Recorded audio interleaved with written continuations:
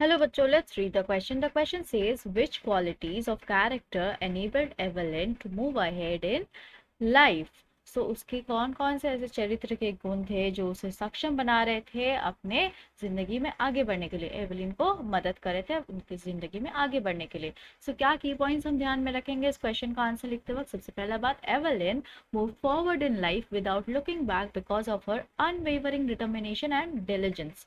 सो जो एवलिन है वो हमेशा अपनी लाइफ में आगे बढ़ती रही और उन्होंने कभी भी पीछे मुड़कर नहीं देखा, क्योंकि लिए वो बिल्कुल अटल निष्ठा के साथ आगे बढ़ रही थी और साथ ही साथ वो डिलीजेंस भी था उनमें, हार्ड वर्किंग भी थी वो। सो उनके हार्ड वर्क के कारण भी वो आगे बढ़ते जा रही थी अपनी जिंदगी में। और इसकी पॉइंट को ध्यान में रखते हुए हम क्या आंसर लिखेंगे? Here we have the answer.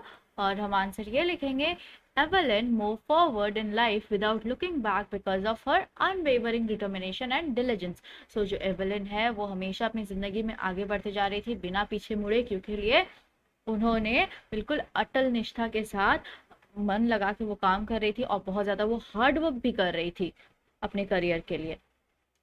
Then she made the decision to overcome her disability and live a normal life rather than submitting to it.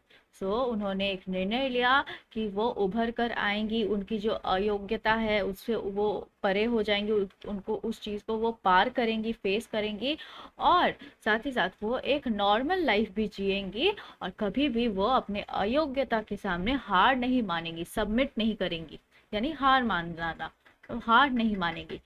She put up her best efforts and kept moving up further and further since she was a workaholic. और वो हमेशा अपने सबसे ज़्यादा कोशिश करती रही और वो हमेशा आगे बढ़ती रही और आगे ही बढ़ती जा रही थी वो, क्योंकि लिए वो बहुत ज़्यादा वर्कaholic भी थी, यानी वो अपने काम में डूबे रहती थी। इस वजह से वो अपने करियर में सक्सेस कर रही थी और आगे बढ़ रही थी। Let's frame the answer now. Evelyn moved forward in life without looking back because of her unwavering determination and diligence. She made the decision to overcome her disability and live a normal life. Rather than submitting to it, she put up her best efforts and keep moving up further and further since she was a workaholic. I hope you understood it well. Thank you.